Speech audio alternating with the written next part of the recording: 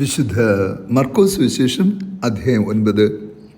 അക്കാലത്ത് യേശു തൻ്റെ ശിഷ്യന്മാരോട് അരുൾ ചെയ്തു, സത്യമായി ഞാൻ നിങ്ങളോട് പറയുന്നു, നിങ്ങൾ ക്രിസ്തുവിനുള്ളവരാകയാൽ അവൻ്റെ നാമത്തിൽ ആരെങ്കിലും നിങ്ങൾക്ക് ഒരു പാത്രം വെള്ളം കുടിക്കുവാൻ തന്നാൽ അതിന് പ്രതിഫലം ലഭിക്കാതിരിക്കുകയില്ല. വിശ്വസിക്കുന്ന ഈ ചെറിയ ഒരുവനിൽ ഇടർച്ച വരുത്തുന്നവൻ, അവൻ ആരായാലും അവന് കൂടുതൽ നല്ലത് ഒരു വലിയ തിരിക്കല്ല് കഴുത്തിൽ കെട്ടി കടലിൽ എറിയപ്പെടുന്നതാണ്. നിന്റെ കൈ നിനക്ക് ദുഷ്പ്രേരണ കാരണമാകുന്നുവെങ്കിൽ അത് വെട്ടിക്കളയുക.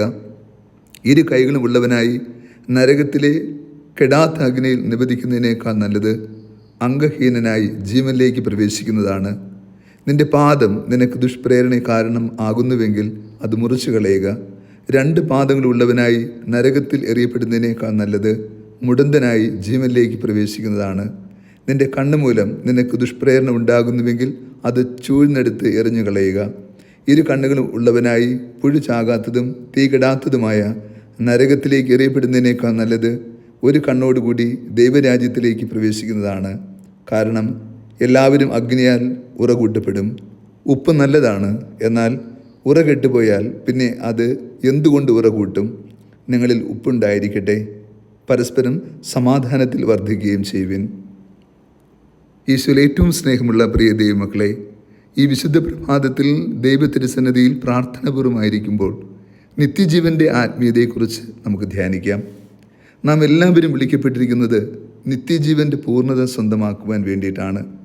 ഒരുവൻ നിത്യജീവൻ നേടുന്നതിന് ഭൂമിയിൽ അവന് ബലം നൽകുന്നത് അവൻ്റെ വിശ്വാസ ജീവിതമാണ്.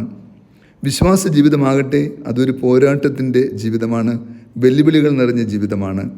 ഈ ലോകത്തിൻ്റെ ശക്തികൾക്ക് വിധേയപ്പെട്ടുകൊണ്ട്, ഈ ലോകത്തിൻ്റെ സൗഭാഗ്യങ്ങൾക്ക്, സന്തോഷങ്ങൾക്ക്, ആനന്ദങ്ങൾക്ക് വിധേയപ്പെട്ടുകൊണ്ട് ജീവിക്കുന്ന ഒരു വ്യക്തിക്ക് നിത്യജീവൻ്റെ സൗഭാഗ്യത്തെക്കുറിച്ച് ചിന്തിക്കാൻ സാധ്യമല്ല.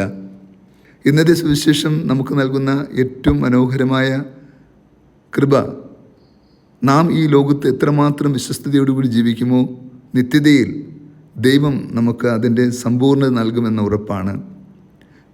ദൈവത്തിൻ്റെ നാമത്തിൽ നാം ചെയ്യുന്ന എല്ലാ കാര്യങ്ങൾക്കും ദൈവം തന്നെ പ്രതിഫലം നൽകിക്കൊള്ളുമെന്ന് അവിടുന്ന് ഉറപ്പ് നൽകുന്നു.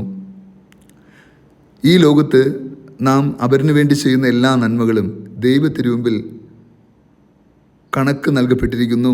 അത് തീർച്ചയായിട്ടും പ്രതിഫലത്തിന് അർഹമായി തീരുന്നു. നാം ഈ ലോകത്ത് ചെയ്യുന്ന തിന്മകൾക്കും അപ്രകാരം തന്നെയാണ്.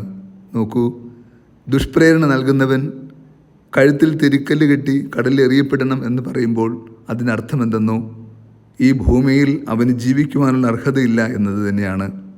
ഒരു മനുഷ്യൻ്റെ മൃതശരീരത്തോട് കാണിക്കുന്ന ഏറ്റവും വലിയ ആദരവ് അവൻ മരണപ്പെട്ട് കഴിയുമ്പോൾ അവൻ നൽകുന്ന ശവസംസ്കാര ശുശ്രൂഷയാണ്. എന്നാൽ ആ ശുശ്രൂഷയ്ക്ക് അവൻ അർഹനല്ല. കാരണം അവൻ ദുർമാർഗ്ഗത നൽകിയിരിക്കുന്നു, അവൻ ഇടർച്ചയ്ക്ക് കാരണമായിരിക്കുന്നു. നിത്യനരകാഗ്നിയിലേക്ക് എറിയപ്പെടേണ്ട തിന്മയാണ് അവൻ ചെയ്തത് എന്ന് ക്രിസ്തു പറയുകയാണ്. കണ്ണുകൾ കൊണ്ട്, പാദങ്ങൾ കൊണ്ട്, കരങ്ങൾ കൊണ്ട് എന്ത് തിന്മയാണ് നീ ചെയ്തത്? ഇന്നത്തെ സുവിശേഷം ചോദിക്കുന്നു, കൈ നിനക്ക് പാപഹേതുവാണോ? നഷ്ടപ്പെടുത്തി കളയുക. പാദവും അപ്രകാരം തന്നെ, കണ്ണ് ചൂഴ്ന്നെറിഞ്ഞു കളയുക. യഥാർത്ഥത്തിൽ നാം ചെയ്യുന്ന തെറ്റിൻ്റെ ഗൗരവത്തെക്കുറിച്ച് ക്രിസ്തു പഠിപ്പിക്കുന്ന പാഠം കൂടിയാണിത്. നാം ഏതൊരു തെറ്റ് ചെയ്യുമ്പോഴും നമുക്ക് കൈ നഷ്ടപ്പെട്ടു പോയാലുണ്ടാകുന്ന നൊമ്പരവും ദുരനുഭവവും, പാദം നഷ്ടപ്പെട്ടു പോയാലുണ്ടാകുന്ന കഷ്ടപ്പാടുകൾ, കണ്ണില്ലാത്ത ദുരന്ത അനുഭവം, അപ്രകാരമുള്ള ദുരനുഭവമായി തന്നെയാണ് നമ്മൾ പാപപങ്കുലമായ ജീവിതത്തെ കാണേണ്ടത്. അത് നഷ്ടപ്പെട്ടു പോകുമ്പോഴേ അതിൻ്റെ വിലയറിയുള്ളൂ. അങ്ങനെയാണെങ്കിൽ നിർമ്മലരായി ജീവിക്കുമ്പോൾ അതിൻ്റെ നന്മയുടെ ബലവും നമുക്ക് ലഭ്യമാവുക തന്നെ ചെയ്യും.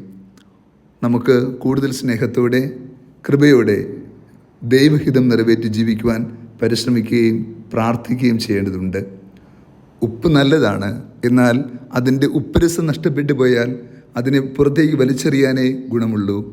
അതുപോലെ നമ്മുടെ ആത്മീയ ജീവിതത്തിലും ദൈവിക കൃപാവരം നഷ്ടപ്പെട്ടു പോയാൽ, ആത്മീയ ഉപ്പുരസം നഷ്ടപ്പെട്ടു പോയാൽ നാമും ഉപയോഗശൂന്യരായിത്തീരും. അപ്രകാരമുള്ളൊരു ദുരനുഭവം ഉണ്ടാകാതിരിക്കാൻ നമ്മൾ ശ്രദ്ധയോടുകൂടി ജീവിക്കണമെന്ന് ഇന്ന് സുവിശേഷം ഓർമ്മപ്പെടുത്തുന്നു. കർത്താവ് നിങ്ങളോട് കൂടെ.